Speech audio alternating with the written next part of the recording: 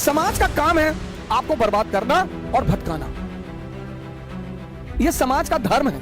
उस समाज में अगर कोई आपको बनाने वाला मिल जाए मां बाप के अतिरिक्त, तो आप बहुत भाग्यशाली हैं। बड़े सारे लोग मेरे पास आते हैं, कहते हैं कि सर सुबह नींद नहीं, तो कौन कहता है सपने देखने के लिए? बड़ा चिंतित रहता था कि यार भगवान का नशे से क्या, ये क्यों धतूरा चढ़ाते हो, क्यों भांग चढ़ाते हो? धतूरा, वो भांग, वो गांजा, ये जितनी भी नशे की चीजें हैं, ये भोले बाबा तो प्रभु ये तुम ले लो और ध्यान हमको दो। 50,000 का जूता पहन के डीओ लगा के क्लर्क के सामने जाके खड़े हो, नशा है वो। जिसको हो जाए, नेपोलियन को हो गया। अगर तुम्हारा सपना तुम्हारा नशा है तो तुमको भगवान भी हरा नहीं सकता। बहुत बड़ा मंत्र है सर ये। अगर तुम्हारा सपना तुम्हारा नशा है, तुम्हारा जो भी सपना है, बहुत सारे लोग सपने उधार मांग के लाते हैं।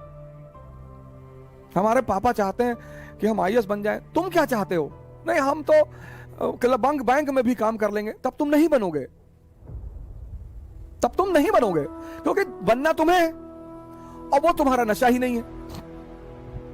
जिन चीजों को भी आप समझ लोगे उनसे आप ऊपर उठ जाओगे।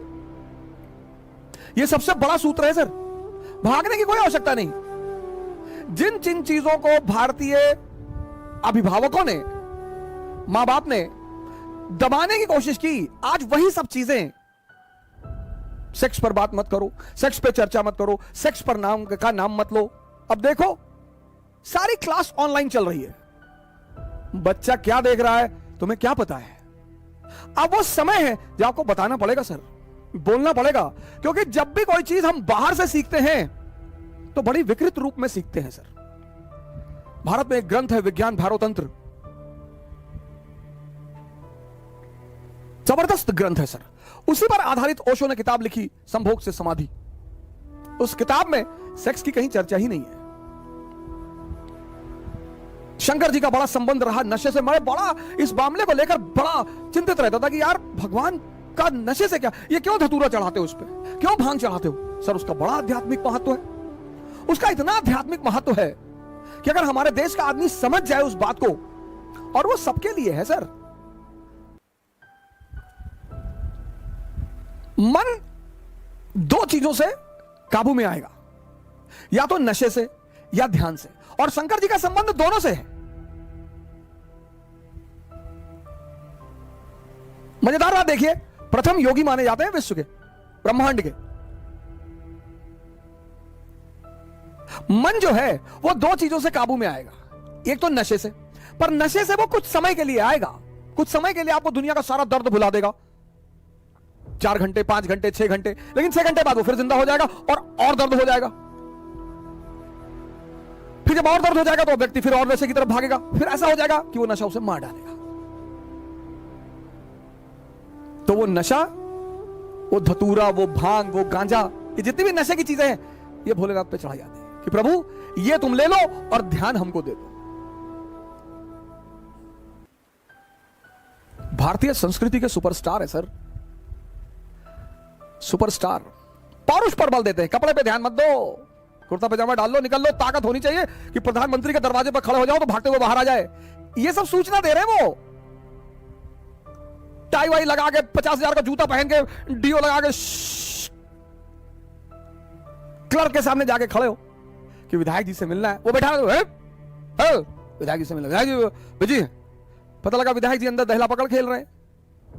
बहुत सारे लोग जीवन यापन के साधन ढूंढ रहे हैं, एम्प्लॉयमेंट के साधन ढूंढ रहे हैं। बहुत सारे लोगों को महत्वाकांक्षा और जीवन यापन में फर्क ही नहीं पता। महत्वाकांक्षा एक नशा है।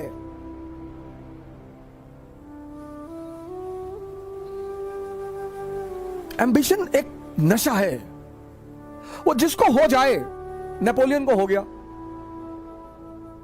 किसी गाने में अमिताभ बच्चन जी के बोल है कि नशा शराब में होता तो नाचती बोतल। सब छोटे मोटे नशे हैं सर, बहुत छोटे मोटे नशे। अगर ये आपको प्रभावित करते हैं तो आपका मन विकसित नहीं हुआ सर। नशा तो पद का है सर। आप ये चेक कर लीजिए आपको जीवन में नशा किस चीज का है। अगर इन छोटी मोटी चीजों का है तो आप रह जाएंगे फिर वहीं पे। आप अपना नशा भी चेक करिए सर।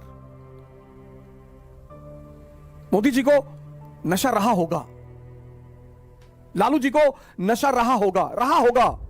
इन नशों ने ही इतनी ऊंचाई तक पहुंचाया सर, और किसी की हिम्मत ही नहीं है, और किसी की औकात ही नहीं है। नशा होना चाहिए सर। मुलायम सिंह यादव जी इतनी ऊंचाई तक पहुंचे, मायावती जी इतनी ऊंचाई तक पहुंची। किसका राजनीतिक करियर कैसा रहा वो एक अलग चीज है, लेकिन जब भी कोई सामान्य व्यक्ति असामान्य कार्य करता है तो वो नशे में ही रहा होगा। यहां लोग उठ नहीं पाते, या बड़े सारे लोग मेरे पास आते हैं, कहते हैं कि सर सुबह नींद नहीं खुलती। तो कौन कहता है सपने देखने के लिए? जब सपना देखो तो एक चीज चेक करो कि तुम्हारे अंदर उस सपने को लेकर नशा है या नहीं है। समाज का काम है आपको बर्बाद करना और भटकाना, यह समाज का धर्म है। उस समाज में अगर कोई आपको बनाने वाला मिल जाए मां बाप के अतिरिक्त, तो आप बहुत भाग्यशाली हैं। इस दुनिया में अगर आपका कोई शुभचिंतक है तो वो है मां बाप, सबके साथ। लेकिन होता क्या है, वो कठोर होते हैं हमारे प्रति। जो भी शुभचिंतक होगा वो कठोर होगा, जिसको शोषण करना होगा वो मृदु होगा।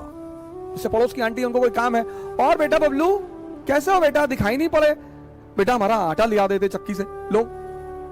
अब मां इस तरह से नहीं बोलेगी, मां कहेगी बदतमीज कहां मरा हुआ था। तो अब हम ह्यूमन नेचर है हमारा, तो हमें मां बाप बड़े बुरे लगते हैं। लेकिन सूत्र यही है सर, जो भी आपके प्रति कठोर है